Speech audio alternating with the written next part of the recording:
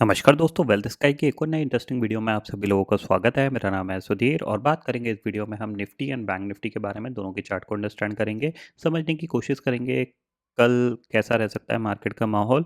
और अभी अगर देखा जाए तो ग्लोबल फ्यूचर्स थोड़े से नेगेटिव हैं, जो कि कह सकते हैं हमारा निफ्टी जब रिकवर हुआ था तब ये पॉजिटिव हो गए थे।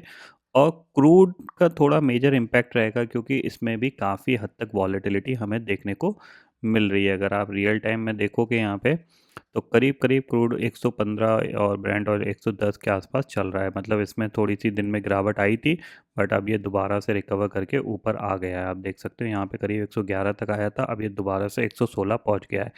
ये थोड़ा सा हमारे लिए नेगेटिव सिनेरियो है, ये ध्यान में रखना। एक टेक्निकल बेसिस पे हमने रिकवरी तो अच्छी दिखाई है हमने, और मोस्ट प्रॉब्ली हम इस लेवल तक जाने की कोशिश कर सकते हैं। तो कल थोड़ा सा हमारे मार्केट के लिए इम्पोर्टेंट सिनेरियो रहेगा, ठीक है। हम कहीं ना कहीं इस लेवल तक जाने की कोशिश कर सकते हैं, इसके बाद हम थोड़ा सा यहाँ पे कह सकते हैं कि रिट्रेस कर सकते हैं। एक चीज़ ध्यान में रखिएगा, तो ऊपर निफ्टी के लिए इम्पोर्टेंट लेवल है कि 23,300 400 के जोन में ये होल्ड करता है या नहीं करता, ठीक है। थोड़ा सा एक चीज़ ये भी ध्यान रखिएगा कि मार्केट अभी थोड़ा सा जो वॉर की सिचुएशन है उससे थोड़ा सा कह सकते हैं भूलता हुआ दिखाई दे रहा है, क्योंकि उसको ऐसा लग रहा है कि ट्रम्प बार बार कुछ ना कुछ जो उनके स्पीच आ रही हैं वो कहीं ना कहीं मार्केट को मैनिपुलेशन के तौर पे आ रही हैं। उसका ज़्यादा इम्पैक्ट दिख नहीं रहा है, तो मार्केट धीरे धीरे रिकवर करने की कोशिश कर रहा है। अब हमें ये देखना है कि यहाँ से मार्केट क्या यहाँ से एक पॉजिटिव प्राइस एक्शन फॉर्म होने की कोशिश करेगा, या फिर हम दोबारा से स्विंग लो लगाने की कोशिश करेंगे। अगर यहाँ से पॉजिटिव एक्शन फॉर्म होना स्टार्ट होता है तो फिर आप समझिएगा कि ये एक बॉटम बन चुका है, फिर धीरे धीरे हम आगे आने वाले महीनों में रिकवर कर जाएंगे। इतना आप ज़रूर ध्यान में रखिएगा, ठीक है। दूसरी चीज़ है कि आपको ये समझना है कि ये जो रिकवरी आई है ये एक टेक्निकल बाउंस है, क्योंकि हम ऑलरेडी ऊपर से करीब 15-16% गिर गए थे। तो 3-4% डेफिनेटली यहाँ पे रिकवरी बनती थी। तो मेरे लिए जो इम्पोर्टेंट है, ये 23,300 350 का जोन एक रेजिस्टेंस की तरह काम करेगा, तो यहाँ कहीं थोड़ा सा सेलिंग का ट्राई किया जा सकता है। इतना आप ज़रूर ध्यान में रखिएगा, ठीक है।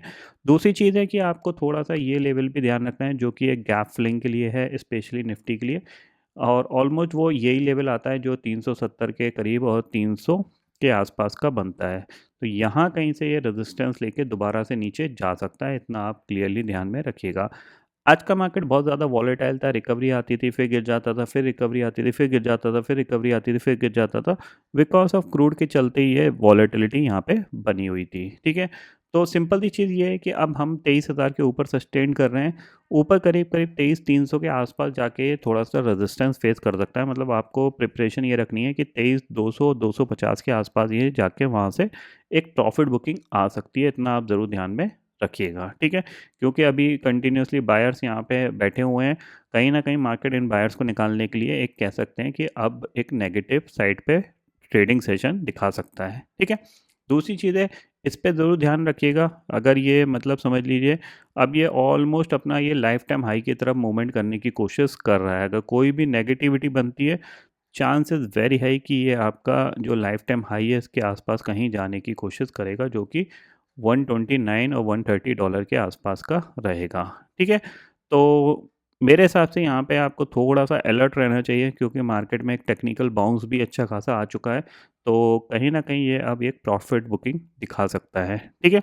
वहीं अगर हम बैंक निफ्टी की बात करें, तो बैंक निफ्टी में भी अगर देखा जाए तो जो गैप है उस गैप के अगर आप एरिया को मान के चलोगे तो इस जोन में कहीं आपको एक प्रॉफिट बुकिंग का सिनेरियो दिख सकता है। तो आप इस पे नज़र रख सकते हो। 53,250 या फिर 53,000 के आसपास आपको प्रॉफिट बुकिंग आती हुई दिखाई दे सकती है। मतलब यहाँ से एक रिट्रेसमेंट आ सकता है। रिट्रेसमेंट कहाँ तक आ सकता है, एक्सपेक्टेशंस मेरा जो है वो 51,000 तक का है। यहाँ तक रिट्रेसमेंट ज़रूर आ सकता है, क्योंकि अभी हमारे लिए कुछ ऐसा पॉजिटिव नहीं हुआ है जिसके बेसिस पे हम समझें कि यहाँ से मार्केट वन वे में रिकवर हो जाएगा। इतना आप ज़रूर ध्यान में रखिएगा। हाँ, हम नीचे से अच्छा खासा रिकवर करके ऊपर आए, बट यहाँ से एक रिट्रेसमेंट पेंडिंग है, वो रिट्रेसमेंट आपको डेफिनेटली इस जोन में कहीं देखने को मिल सकता है, 53,000 से लेके 53,250 के आसपास में है।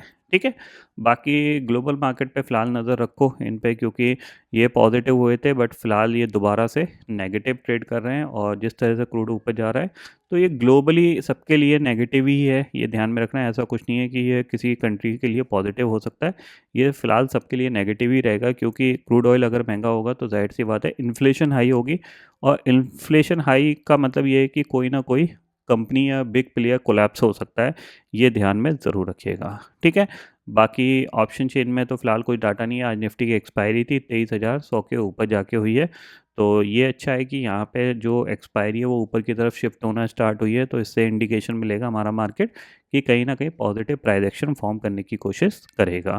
ठीक है, तो फिलहाल दोस्तों इस वीडियो में इतना ही है। आई होप ये वीडियो आपको पसंद आएगा। वीडियो पसंद आता है तो लाइक और शेयर ज़रूर करिएगा, और चैनल को जो सब्सक्राइब कर लीजिए, क्योंकि मैं सुधीर लेके आता रहूँगा हर दिन आपके लिए नए नए वीडियो। इसी के साथ शुक्रिया दोस्तों, जय हिंद।